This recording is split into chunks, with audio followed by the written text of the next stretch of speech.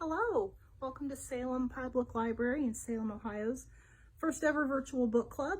I'm Renee, I'm the children's librarian at Salem Public Library, and this is first foray into anything like this for me. So please be patient, we got to work out all the kinks and how to make all of this work.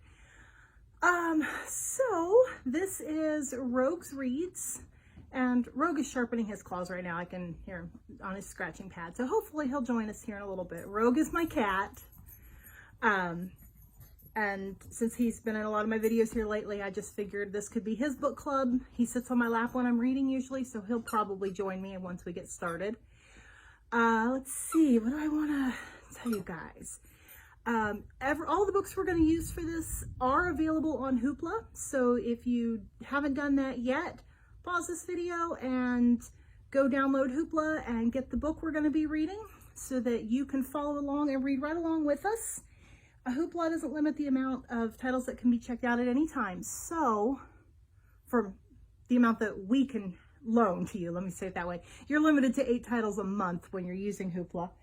It's an absolutely wonderful feature that we've just added at Salem Public Library. Oh, Rogue's here now. I don't know how you're going to be able to see him. So if you haven't yet, go ahead and go get your book. The first book we're going to be reading is The Genius Files, Mission Unstoppable by Dan Gutman. And I realize it is backwards. I will figure out how to fix that. But since I'm going to be reading it, you're going to be following along in yours. We probably don't need to have it right this moment. I'm going to read 2 chapters a day. So every afternoon at 4:30. Monday through Friday, you can download the new video and get caught up on the next 2 chapters of the book. At the end of each one, I'm going to give you a couple of activities that you can do at home. Some of them are computer-based, some of them you may need to grab some paper and some art supplies. I'm going to try not to do anything that would involve you needing to go out and collect anything.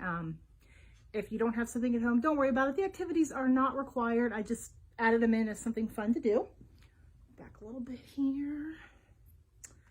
Okay, so I am going to record several of these videos in a row. So if on Thursday you're going, oh my gosh, Miss Renee hasn't changed her clothes in a week.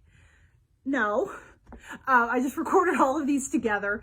So let's get started. Rogue is here now. I don't know if you guys can see him. Let me see if I pick him up. Here he is. So this is Rogue's book club. He likes this book. He sat on my lap the whole time I read it. So he's ready for some head scratches and some reading.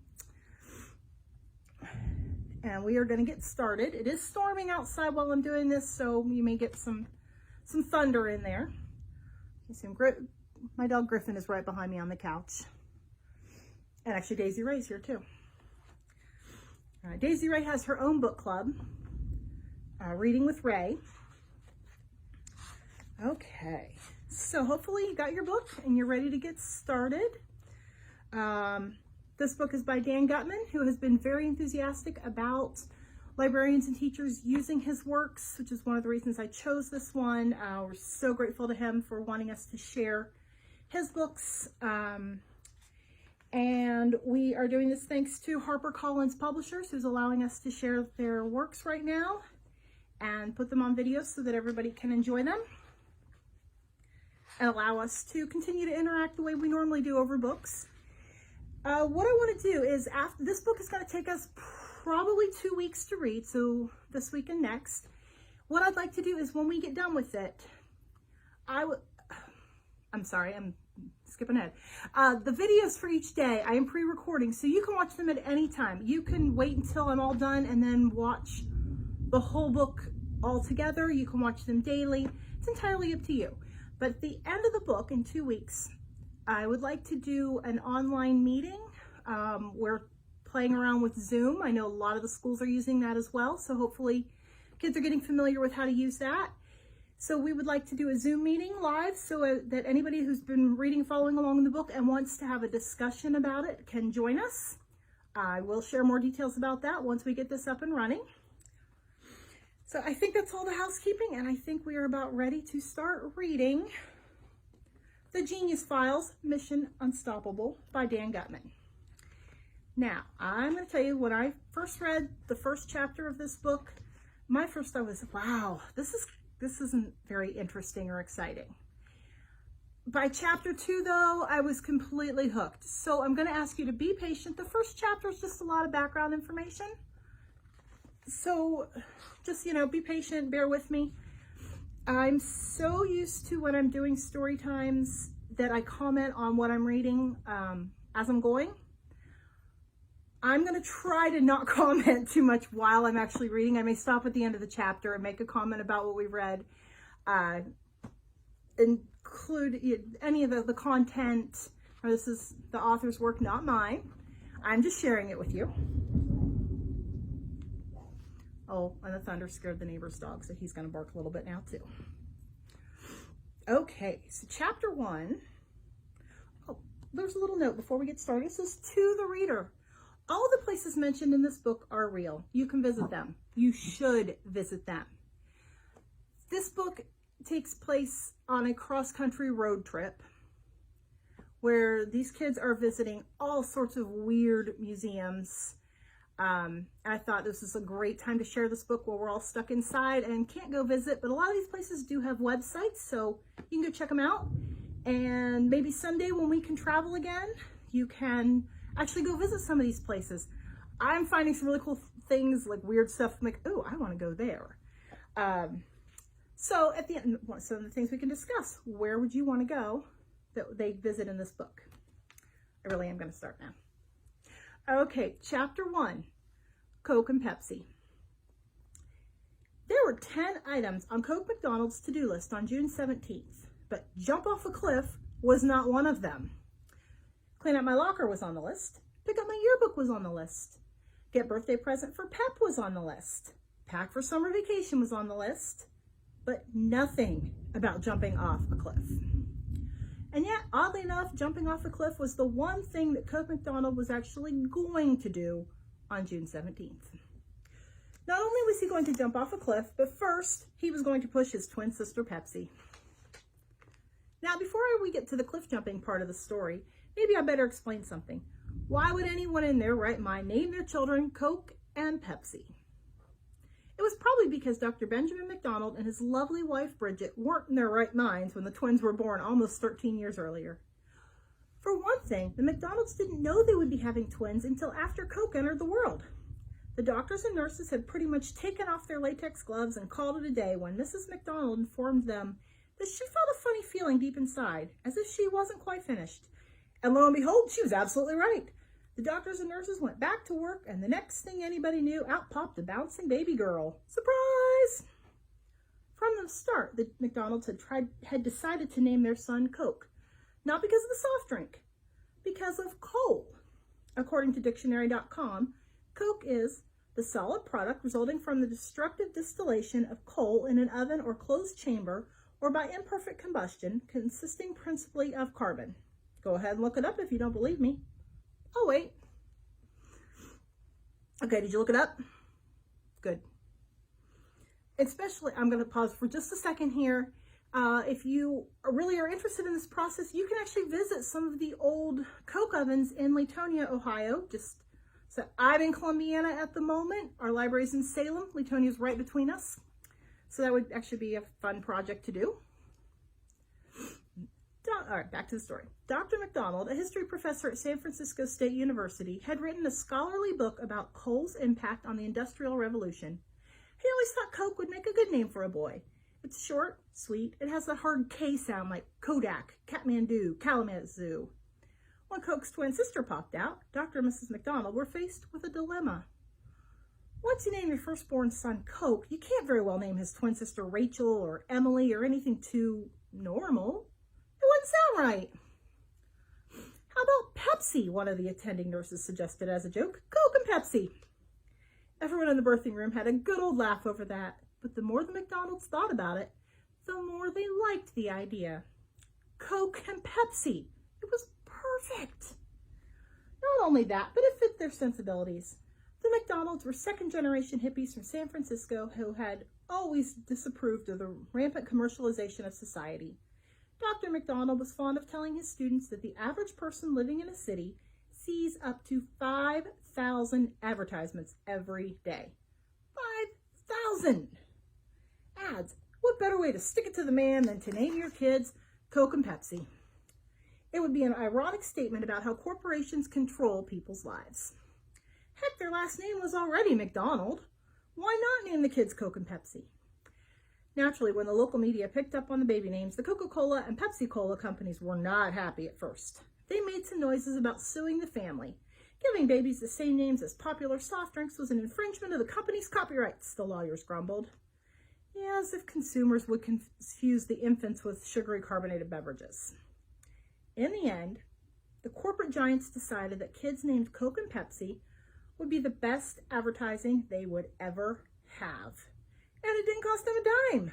This, they agreed, was even better than having kids named Jimmy and Susie walk around wearing Coke and Pepsi t-shirts. Of course, growing up with the names Coke and Pepsi can be rough, especially in middle school. Both of the twins encountered a good deal of ribbing when they got to 6th grade, especially Pepsi. Hey, soda girl, you're flat.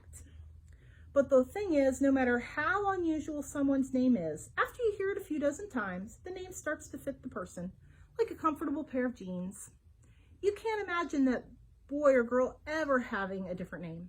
Eventually, kids stop looking at Pepsi and thinking of high fructose corn syrup. We humans have a way of adapting to things. Yes, we do. Hardly anybody called her Pepsi anyway. To most of the kids at West Marin Middle School and just about everybody who knew her, she was simply Pep. Anyway, it could have been worse. The McDonald's could have named the twins Mountain Dew and Sprite. A few years back, there was a New Jersey couple who named their son Adolf Hitler. Yikes. Go ahead and look it up if you don't believe me. Now, that kid is going to have issues. Ordinarily in a story, this is where the author tells the readers what the main character, or in this case, characters, look like. The author might go on for page after page, painting a glorious word picture of Coke and Pep's hair, their faces, the way they walk and talk, the way they dress, and so on. But you know what? Who cares? Do you really care what Coke and Pep look like? Does it really matter to you? It's boring. By the time you get to chapter 3, you will have forgotten the description you read back in chapter 1 anyway. Coke and Pep are 12-year-old twins, about to turn 13 in a week. Okay? Enough said. That's all you need to know right now. You really want to know what they look like? Look at the cover of this book. Go ahead. I'll wait. There they are. Coke and Pep. Okay, now that we got that out of the way, let's move on to the good part. The part where Coke and Pep go over the cliff. All right, I may have to pause for a drink of water in between chapters.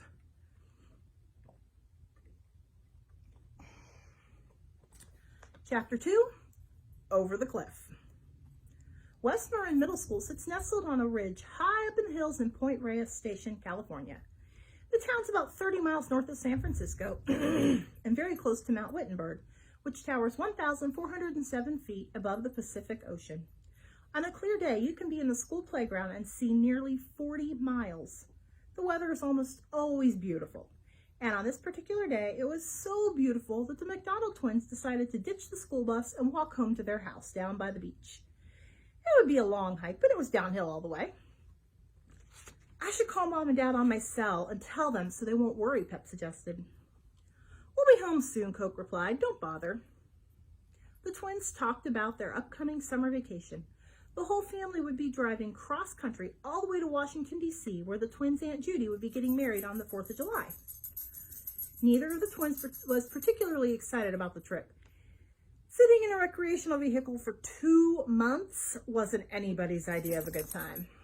They'd have to celebrate their birthday, June 25th, in an RV. It was probably going to be the worst summer of their lives, Coke guessed. The twins hadn't gone far when Pep turned to her brother anxiously. You know, I have a feeling somebody's following us, she said quietly.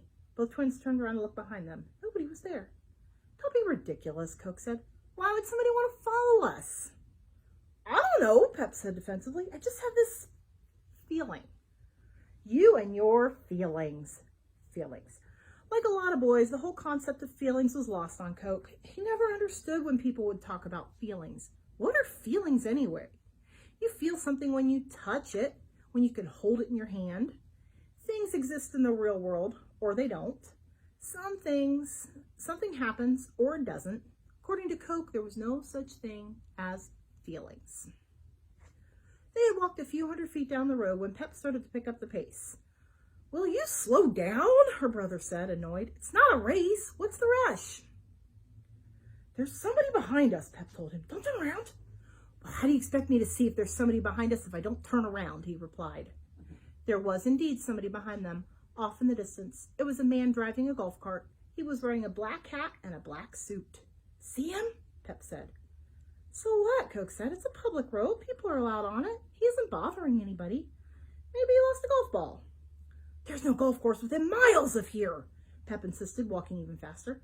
"Why is he riding in a golf cart? And why would a golfer wear a suit and tie?" "Maybe he's disabled," Coke replied. "He needs the cart to get around.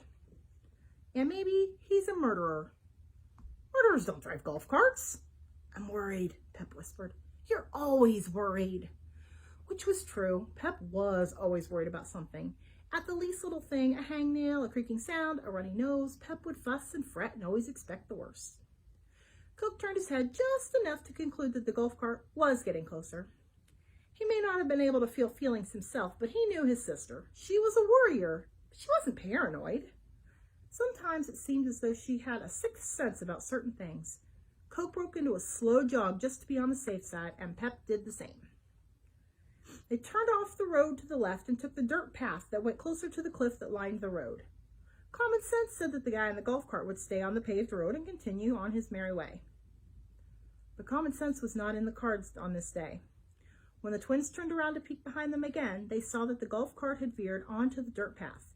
Somebody was on their tail. He was definitely wearing a black suit, and his hat was one of those old-timey bowlers. "Why is that dude in the bowler hat following us?" Pep asked, a frightened look on her face. "How should I know?" Coke replied. "Come on, run!" Their backpacks bopped up and down as they dashed along the edge of the cliff overlooking the Pacific Ocean. The path narrowed, but it was still wide enough for a golf cart to ride on. The twins ran along the cliff walk until they reached a couple of little wooden shacks. The buildings looked like outhouses, but in fact they were used to store equipment for fighting forest fires. "Let's hide here," Coke said, pulling Pep behind one of the buildings. "That bowler dude will pass right by." "What if he doesn't?" she asked, breathing heavily. "I didn't take 5 years of karate for nothing," Coke replied, lifting his right foot. "This is a deadly weapon. I can kill a man with it if I have to, and I know exactly how to do it, too." Pep remembered the last fight Coke was in, just before he earned his black belt. He'd lost to a kid who was blind. Coke only had one move, a spinning kick that he called the Inflictor. It looked cool, but it didn't fool anybody. Pep was about to make fun of her brother's lame martial arts skills, but before she could get a word out, a hand clapped tightly over each of their mouths from behind. "Don't scream," a woman's voice warned. "Your lives are in danger." Coke struggled to turn around, but the woman's elbow was pressed against his chest. From the corner of his eye, he could make out that she had dark hair and was dressed in bright red. "Who are you?" Pep muttered through the fingers clamped to her face. "My name is Maya," the woman said in an unidentifiable accent. "I'm a friend. You need to trust me." "Why?" Coke said, ripping the hand off his face. "Why should we trust you? You're a complete stranger." "Because I'm about to save your lives." "Some dude in a bowler hat is chasing us in a golf cart," Pep told Maya. "I know." Maya let the twins go and unzipped the large purse that hung from her shoulder. She reached into the handbag and pulled out a yellow frisbee. "You're going to save our lives by throwing a frisbee at that guy," she said. "You've got to be kidding." "Watch and learn," Maya said. The golf cart was electric and didn't make much noise, but the twins could hear it crunching along the gravel path as it got closer. Suddenly, Maya leaped out from behind the shed, got into position, and whipped the frisbee 30 yards down the path. It was almost comical, a woman in a red jumpsuit trying to stop a golf cart with a frisbee. But nobody was laughing. A tree branch hung over the path, making it impossible to throw anything in a straight line and hit the golf cart. But apparently Maya had thought of that. She flung the disc in such a way that it skipped off the ground once about 10 feet in front of the cart, and then rose the rest of the way, striking the cart on its right front tire. There was a loud bang and a plume of smoke, and the front of the golf cart flipped up and backward.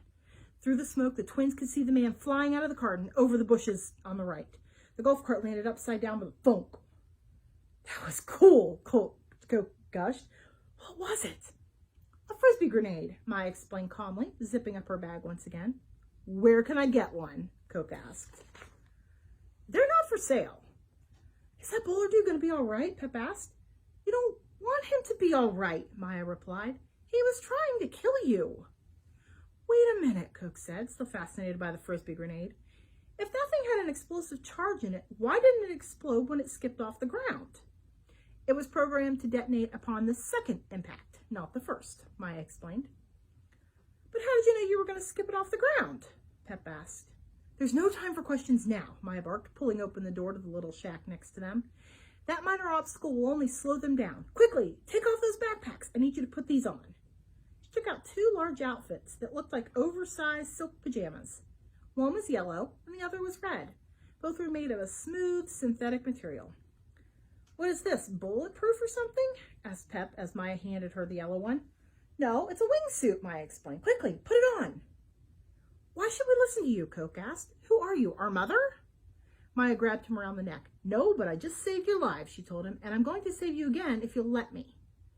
Ever since they were old enough to go outside on their own, the twins had been warned not to talk to strangers, not to take candy from strangers, not to get into a stranger's car under any circumstances. But nobody ever told them not to put on a wingsuit given to them by a stranger. Pep threw off her backpack and rushed to stick her feet into the legs of the funny-looking suit. Coke, seeing her, reluctantly took off his backpack too. He pulled on the red suit and zipped it up in the front. There was one big difference between these wingsuits and a pair of pajamas. A foot or more of material had been sewn between each elbow and hip, and also between the legs. This is ridiculous, Pep exclaimed. We're like webbed people. I look like Gumby in this thing, Coke said. I'm not wearing it. He started to pull down the zipper at his neck, but Maya stopped him. Would you prefer to die out here? She said, looking into his eyes and gripping his hand tightly. Is that what you want? These wingsuits will make it possible for you to fly. Wait a minute, Pep said. What are you talking about? Are you suggesting that my brother and I jump off the cliff? It's not a suggestion, Maya said, taking two helmets out of the shed and putting one on each of the twins' heads. It's the only way for you to survive. You gotta be kidding me, Coke said. Can't we just call 911? Asked Pep. They'll be here in a few minutes.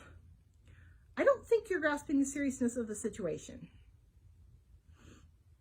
Maya told them, there are people who have no other goal except to kill you. The twins looked around to see two more golf carts in the distance coming from different directions. Look, I'm not jumping off a cliff in some crazy suit just because a strange lady told me to, Coke said. We hit the rocks down there and die. This is insanity. You won't hit the rocks, Maya insisted. As soon as you jump, extend your arms and legs. You will soar like a hawk.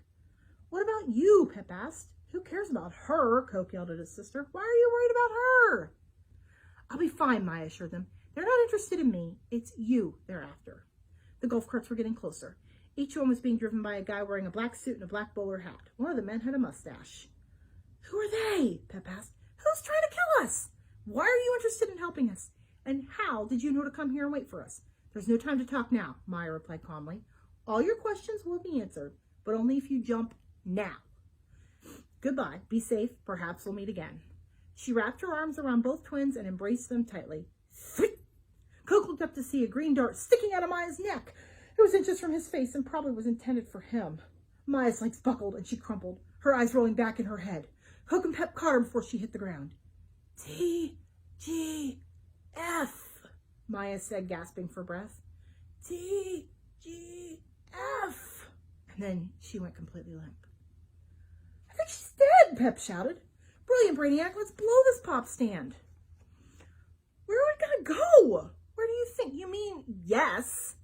Coke took his sister's hand and dragged her to the edge of the cliff. I can't do this, Pep yelled. Coke turned around. The golf carts had stopped about 40 yards away. The guys in black suits and bowler hats got out. Both were holding thin tubes about 2 feet long. They didn't look like flute players, and they sure weren't golfers. The one with the mustache put his tube to his mouth. You're going to have to jump, Coke hollered to his sister.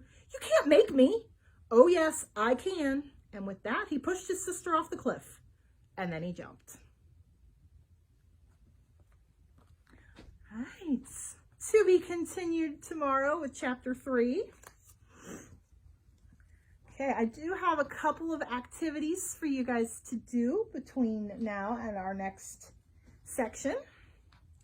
This is just a simple fun thing. No, you don't have to do any of these activities. If you do them and want to share them in the comments on this video, that would be awesome. I would love to see what you're doing with it. So your first task, well, this one's just kind of a silly one. I talked about the Latonia Coke ovens. That would be a really fun thing to look up online and say it's outdoors. So that would actually be something you could go out and do right now. Just remember to stay away from other people. So my question for you is, if you were going to be named after a snack food like Coke and Pepsi, what would you be named? I'm not even sure. I gotta think on this one. I don't know. I'm gonna have to think on that and share my answer later. I don't know what snack food I would choose to be named after, but if you think of a fun one, please let me know. Next, I would like you to get a piece of paper and something to color with, colored pencils, crayons, markers, whatever you have at home. Doesn't matter. Design and color a flight suit. Coke and Pepsi didn't have any time to make any decisions about theirs. They had to put on whatever Maya handed to them. But if you have the time to design it, what kind of design would you put on it? They basically look like a big square. You can look them up online, and we're actually going to talk a little bit more about the flight suits tomorrow. So if you design and color your flight suit, my question on that one is, are there ways that you would improve it? How could you make a better flight suit? So we are going to talk more about the flight suits tomorrow. So if you answer any of my questions or draw and design your flight suit, I would love to see it. Please post it in the comments for me. And I will see you tomorrow. Thanks.